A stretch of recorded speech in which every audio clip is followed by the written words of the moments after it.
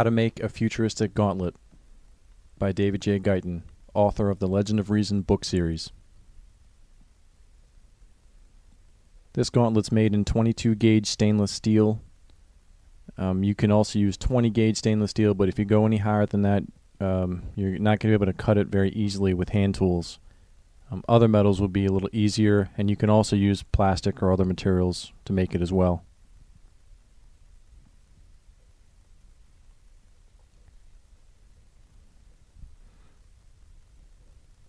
These are the tools I use to make it. These are bullnose snips or bulldog snips. They make cutting stainless steel a little easier. This is called a seamer or a brake. You can find this in the gutter section of a home improvement store.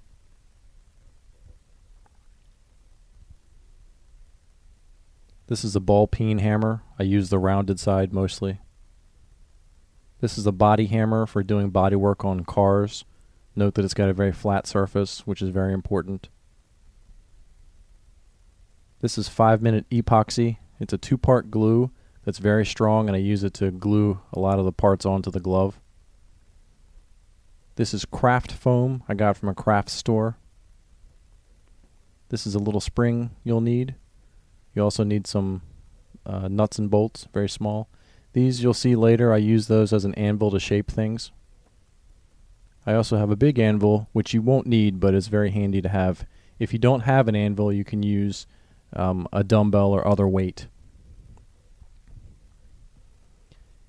You can use this tutorial to make any gauntlet you like, but if you want to make this exact gauntlet, you need to download the template, which can be found at the link directly under the video.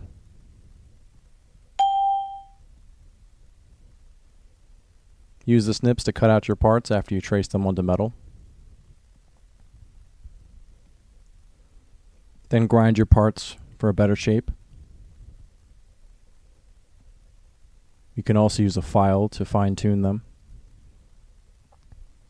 Here's most of the parts cut out on the table.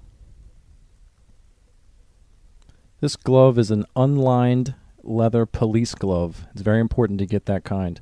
I have pretty normal size hands, about 3.5 inches across. I used extra large. I'm using the vise to bend these parts and with nice hard edges.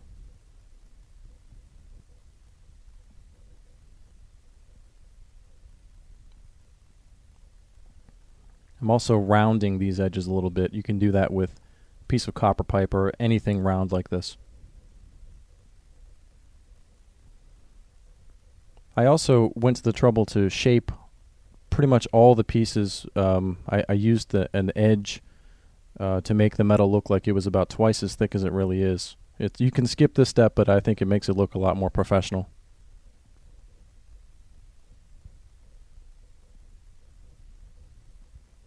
Here I'm bending the thumb guard, the very last piece of the thumb.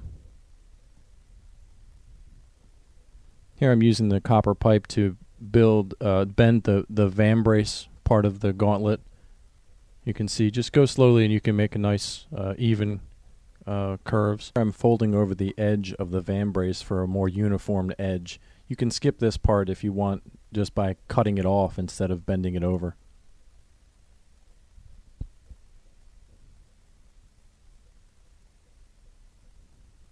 You can see how perfect the edge is if you do this. Here I'm using a piece of a nail to make some rivets.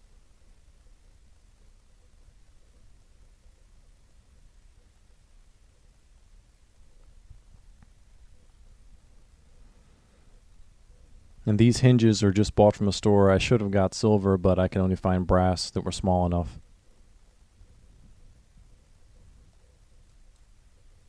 Here's the vambrace, hinged.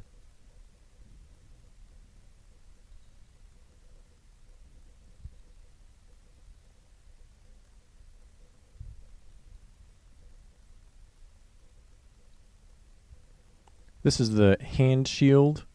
Note that I've got some nuts and bolts here. Use 2 nuts to make tighten them against themselves. This is a little spring you'll need later on. It will attach to this corresponding hole in the van brace. I also use the craft foam to sort of make bumpers and make this piece a little heavier. Just glue it on and then cut it off after. I also did one on the inside to cover up the hole there when you're looking at it from the top.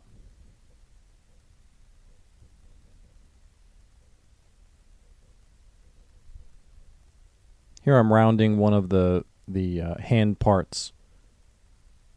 Just use your rounded edge, some kind of pipe you have, and just hammer against it lightly and you'll be able to shape your parts. All of these parts will be shaped for your hand, so you have to sort of fit them against the glove as you go.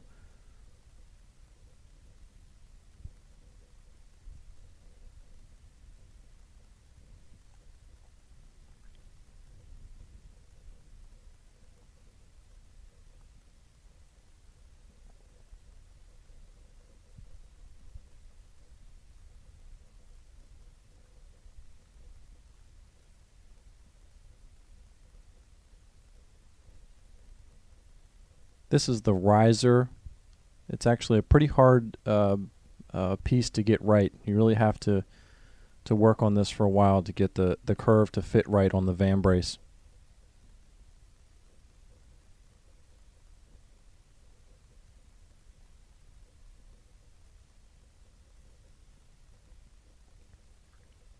This is the internal structure that holds the riser onto the van brace. Also a hard piece, but you can do it.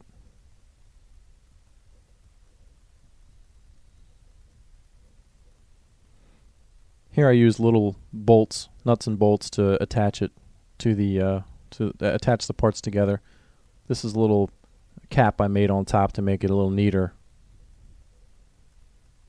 These little prongs stick through into the van brace to attach there.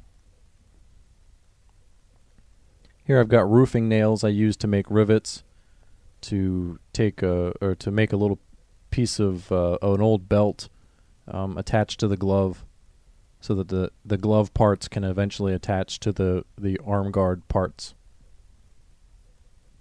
This is one of the finger plates. I'm using the seamer to make a nice clean bend.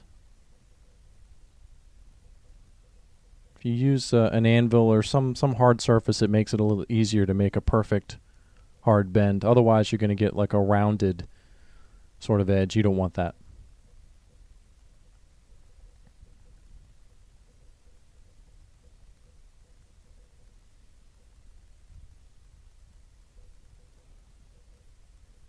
Here I'm shaping the part a little bit further. I'm rounding the bottom edges around into sort of a ring shape.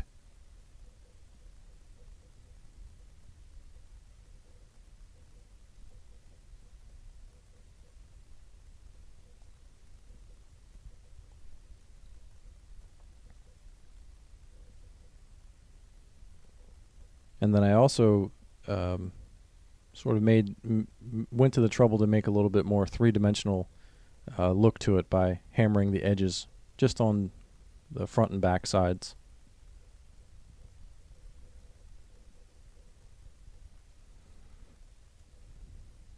This is one of the fingertips. Pretty complex part to make. Takes a little bit of time. You can see how I've got the two edges bent around like the other finger plates, and I'm just lightly curving the underside here before I bend it.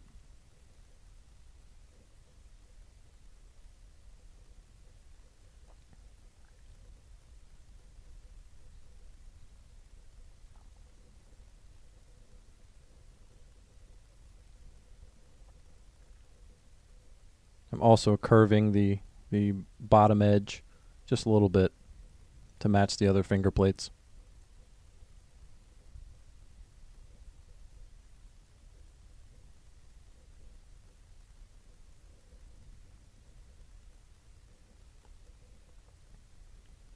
Now to get the edge started at the front, just put something up there like an old chisel or something and just hammer it lightly until you get an edge started.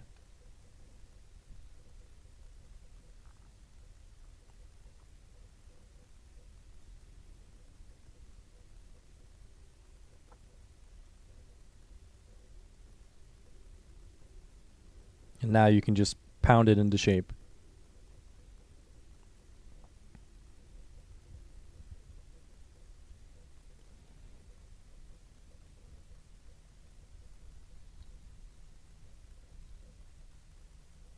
Precision parts it's very key, so you want to get these edges as close as you can, get the gaps very small.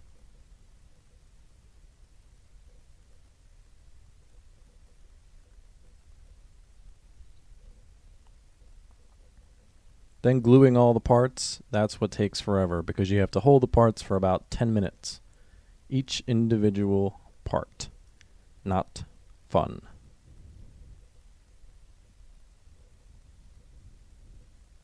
Here you can see how I attached all the parts together.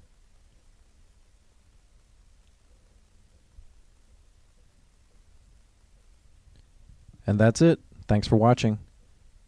Leave your questions as comments below and I'll answer as soon as I can. Have fun with your project.